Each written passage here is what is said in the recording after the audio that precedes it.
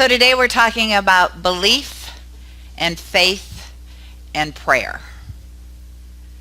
And belief, I was thinking about this because in all the classes that we teach here, they talk about beliefs and how we hang on to our beliefs and how most of our beliefs are taught to us when we are very young.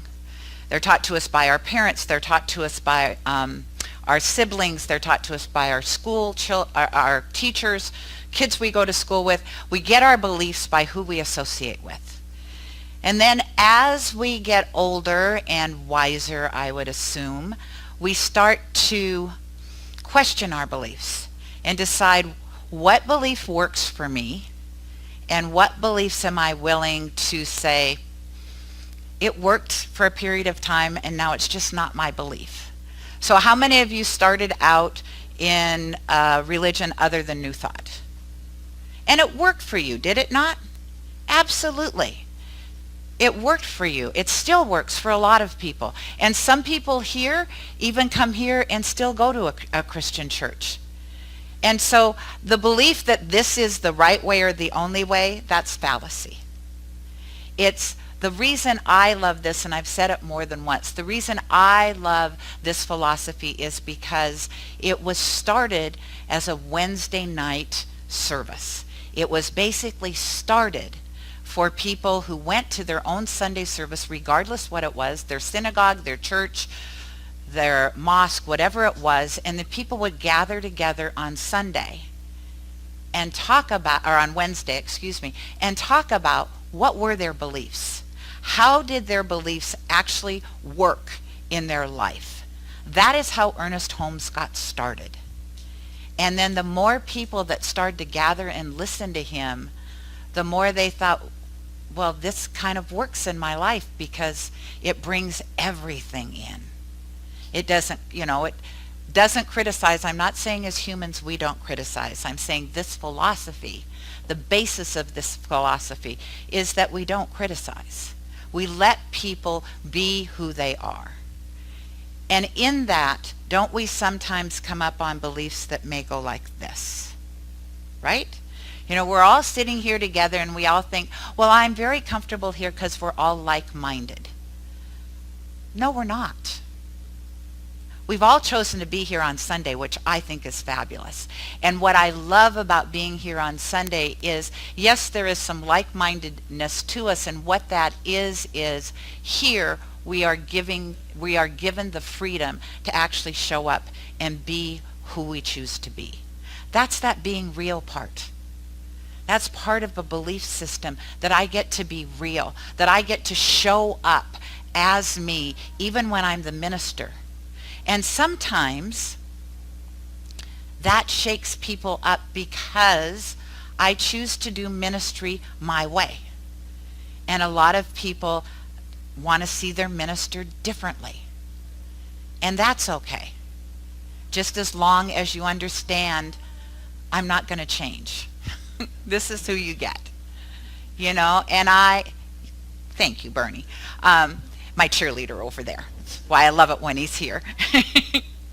But there is that expectation sometimes. Somebody said recently that they put their ministers up on a pedestal. And I was like, oh, please don't do that. Because if you do, I will step off or knock myself off. And I'm okay with that. I'm not here to be different or above you. I know that sometimes it seems like that because I stand up here, but I think I stand up here just so people in the back can see me. And I don't know what would happen if I stepped down. Oh, I didn't blow up. Phew! All right. Okay. Well, maybe later. So, not quite comfortable doing that yet. Like, I have a headset where I could walk around. I just don't know that that's me. It might be. I just don't know if it is. So right now this is my little square right here. And that's my belief, is it not? That I'm somehow tethered to this stage, which is not true. So I went, okay, so no, I can't. That's a really strong belief in me. Wow, I didn't know that. Okay, so there's a belief that I'm willing someday maybe to give up. Maybe not today.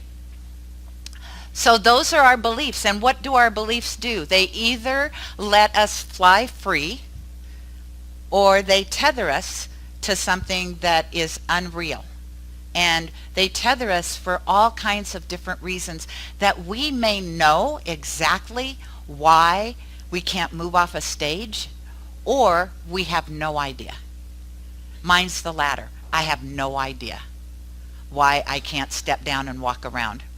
And I can't. But still, it's that process. Finding out what is it that I believe, and is it propelling me forward, keeping me the same, or holding me back? And guess who gets to find that out? You do. Nobody in this room can do that for you unless you're willing to share some of your little fears with an entire room full of people. So those are your beliefs. And then faith. Faith is that, they have fear, which is false evidence appearing real. And faith to me is really, fear ain't in this house. Fear ain't in this house. How can you live from that space of having absolute faith that it's going to be all right? In the midst of life's opportunities, or what did you call it, Bernie, earlier with the practitioners? Their growth. We like to put pretty words around, life sucks right now. Oh, it's an opportunity, it's growth. Yeah, it still sucks right now. Thank you for saying it's my growth opportunity. We all have those, do we not? Every single one of us, practitioners, ministers, all of you, we are going to have those moments. And they really are growth moments. What do you do when life kind of knocks you on your hiney? How do you get back up? And are you willing to really say, the universe is not against me? No matter what this looks like, the universe is for me. And I may not know today why things look the way they do, and yet what I know to be true is sometime in God's time, not my time, even though that is an energy force that doesn't really have time. Have you ever, I said this morning on my text message, if you don't get them, I do a text message every single morning to like 120 people. And today I said, something to the effect, I paraphrase, but it's very interesting that we can order something online. I'll say Amazon because that's where I go. And I never call Amazon and say, so did you get my order? Is it coming? Well, when's it coming? Did you get it in the right color? Are you sure you got my order? I don't do that. And yet, when we are very clear about our intention with the divine, there's that little bit of impatience, isn't it? Let go, let God. No, wait a minute. Are you sure that you really understood me when I said this? Well, maybe I should rearrange my prayer and say it differently. Maybe it wasn't really understood of what I wanted. Have you ever looked back at your life and really thought that you wanted something, that boyfriend, that car, whatever it was, and then gone, oh, I am so glad that prayer wasn't answered. And why would we think now our life is any different? Why can't we not just really believe that this thing itself, this universal presence, is for us? Absolutely for us. It's never against us. And so no matter what is going on, there is that biblical saying, this too shall pass. And when you get to the other side and you can really look back at, oh yeah, that's why that happened in my life. Have you ever had one of those moments where you're like, that was not pleasant, but I get it now. I totally understand.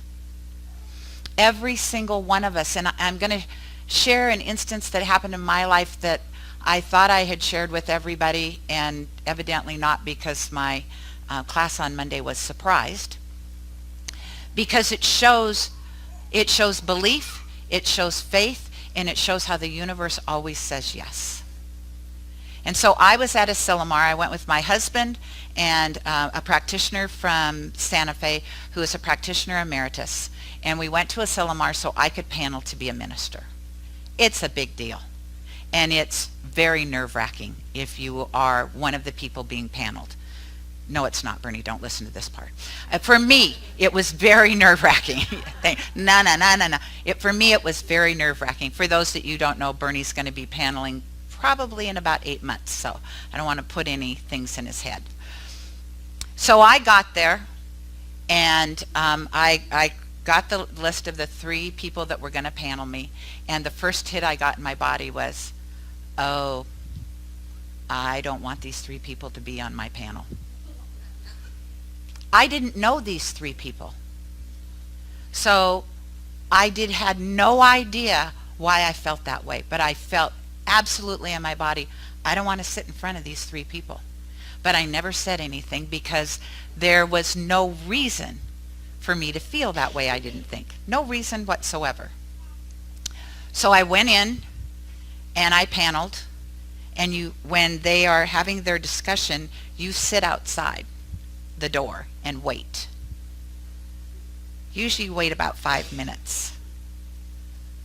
So it was about 10 minutes, and then it was about 15 minutes, and then all of a sudden Christian Sorensen, who was the dean of my school, and Catherine Economo, who headed up the ministerial school portion of it, came running up the hill, past me into the room, and I thought, uh-oh, this can't be good. And there was a huge discussion, and they came out and they said, Gayle, they want you to wait a year. We think you can repanel again in 2 hours. What do you want to do? And I said, I will repanel. And I went down into a prayer room, and I sat there with my feet up on a window like my mom used to do. She used to look at Mount Si. I was looking at the ocean. I don't know what she thought. What I thought was, I could text my husband right now and take a walk on the beach and never come back. And then there'd be that voice, no, you can't. So I had to sit there and decide what just happened. And what I realized was, I am one of those people that is very fortunate that school is really easy for me. So I didn't believe that I deserved to be a minister because it was too easy. I got 2 B's when I was in ministerial school. It's a master's program. One was from Charles Hall. And I reminded him of that when we had lunch. I said, you know, I got 2 B's and you gave me one. He goes, I don't remember. And I said, I will never forget. But because I did so well, I didn't think I deserved to be a minister, because obviously if I did well, then they were letting anybody be a minister. And so when I walked into the second paneling and they said what happened, that was what I told them. That I didn't have faith in the program that would let me pass. You know, Rodney Dangerfield's comment about his wife? Something about if she's married to me, there must be something wrong with her. That was how I felt. If you're going to pass me, are you kidding me? There must be something wrong with you. Do you know how deep-seated that belief had to be? Do you know what kind of faith it took to wait 2 hours and go sit again with a group of panelists and show up this time as somebody that deserved to be the minister? And absolutely wanted it with all her heart. And so that is how belief works. And that is how faith works. and to piggyback on that for 2 hours besides the conversation going, you could get, you could just walk down the beach and call your husband and be out of here. And then that other voice saying, no, you just sit right here, you can do this. There was a lot of prayer. There was a lot of prayer from people that I knew. There was a lot of prayer from people that I didn't know that supported me in becoming a minister.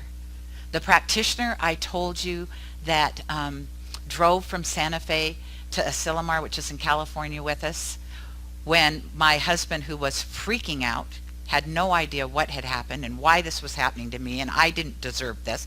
His great support, and he is. But that's where husbands, or that's where our spouses go.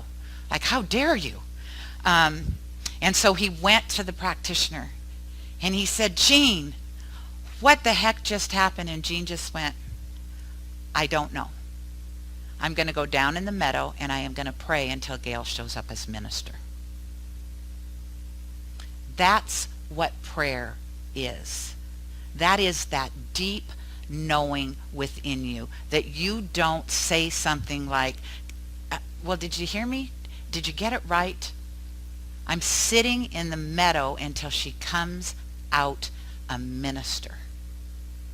How many times do we say a prayer and then we unhook it because there is some belief within us that we don't deserve it, or they must not know the whole backstory, or whatever it is? How often do we stay stuck because we don't have the faith to believe this philosophy to the absolute core? Because that is what we teach. State your word, believe it, it will happen. That is that simple. And yet we want to muck it up, do we not? With all kinds of thoughts about, well, maybe I shouldn't pray this way, and maybe I shouldn't get so detailed. And pray all the time. It doesn't matter what you say. Here's the deal. I'm stupid, and so it is. That is a prayer. What are you saying to yourself? I'm clumsy, and so it is. Do you know how often I used to fall until I realized what I was saying all the time? Oh, I'm so clumsy. I'm so clumsy. Well, yeah. Keep affirming that. What are you affirming about yourself? That is a prayer. It's short. It's not the 5 steps of treatment. And yet everything you say about yourself, about someone else, about this world, all you have to do is say, and so it is. And so where is your mind going around what's going on in this world? Are you focusing on the worst of the worst, or are you choosing to focus on the light? Because that's why we're here. Every single one of us that's sitting in this room has been called to shine brightly. And if you get sucked in to negativity, more negativity will show up. It will show up. And so how do you keep that high watch? And if you don't know, you could ask a practitioner. Every single one of them has held high watch back there. Every single one of them knows what it's like to let go of the commotion, the chaos, whatever is appearing or feeling around them, and just sit and know the truth. We are a spiritual community founded on unconditional love. I can't go there yet because I'm going to forget the second one. Being real. Rising up. That's the one I forget. And reaching out. I thought it was going to be easier. But next time I'll practice more. But that is who we are. And if that's who we are, that's how we need to show up all the time. You need to say your prayer, and when you say, and so it is, let it go. And trust the universe that whatever you have asked for, if it's yours, it will show up. It may not show up when you think it should, and it may not show up exactly like you think it should. It will show up. And then instead of complaining about what showed up and it's not perfect and it's not right and it's whatever it isn't, just say, okay, thank you, God. Obviously, my prayer was answered, not the way I expected, but my prayer is answered. And we have that happen to us all the time in our lives. Oh, that doesn't look like what, okay, never mind, thank you, God. Opportunity to pray again. And so this is an opportunity for each one of us to really sit with, what do we believe? You can share that with your partners. You can share that with me. You can share it with a practitioner. What do you believe? And do you think that belief is stopping you? Or do you think that belief is lifting you up and expanding you? And if it's stopping you, maybe it's time to let it go. And then do you really have the faith?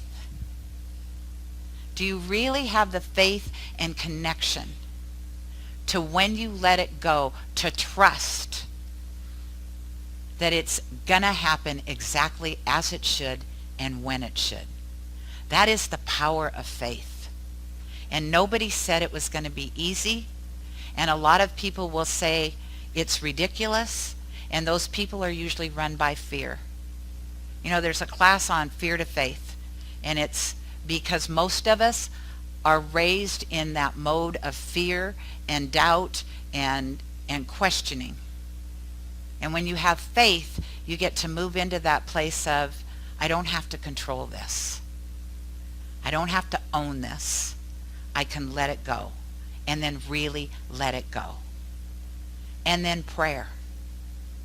Prayer is the absolute, I believe, foundation, other than you are God-informed, which is a tenet that, you know, when somebody asked me one time, what do you believe as religious scientists? I said, we believe God is in and through and as everything. In and through and as everything. And so as that, the second thing that we are built on is prayer. And I think as a community, we sometimes forget that. That is our go-to thing to do, either asking or shifting or being in that presence. To just be in prayer. And to know that is how we are held and seen and loved up. So how many of you in here pray on a regular basis? Good. It's a practice. It's a practice. And don't forget, you know, thank you, God. I was told one time, I said, I have nothing in my life. There was a time in my life I really said, I have nothing in my life to be grateful for. And the person looked at me and went, really? Say thank you, God, every time you go through a green light. And then when the light's red, say thank you, God, because you have no idea what would have happened if the light had been green. Say thank you, God, when you wake up in the morning. Say thank you, God, when you walk out to your car and it starts. There are way too many reasons to be grateful. And yet I think sometimes we get stuck in the opposite. So this week, just practice. Every time you do something, say thank you, God. No matter how little or how big, thank you, God, I got to do that. And so it is from that place that we'll pray. If you want to, you can close your eyes if you choose. So it's from that powerful presence, knowing the truth of who we are and how we're here and what we're here for, that I absolutely know right here and right now that I am surrounded by the good that is God. That I allow myself to feel that, to know that, to be that. That I never doubt, I never fear, I never question. God's got my back. I know that that power, that presence lives and breathes and has its existence in and through and as me always. So certainly it has my back, is me right here, right now as I speak these words. And as I know this for myself, I know it for each person in this room. How could it not be within you? How could it not be who we say we are, God in form? And so it is from that place of knowing, from that place of connection, that I speak my word for this coming week, knowing that each one of you is surrounded by that divine light. Each one of you remembers the truth of who you are. And each one of you says over and over and over again, thank you, God, for this time, for this space, for this moment. Because this is all we have. This is ours. This is ours to make with what we choose. And so it is in that knowing, in that connection, in that fabulous way of being God in form that I just say yes. And in that yes, I turn all of these words over into the law, knowing that as it is spoken, it is already so, it is done. The universe has said yes, and we've all said yes back. And it is in that big, bold yes that I just say, and so it is. Namaste. And I did walk around the room when your eyes were closed.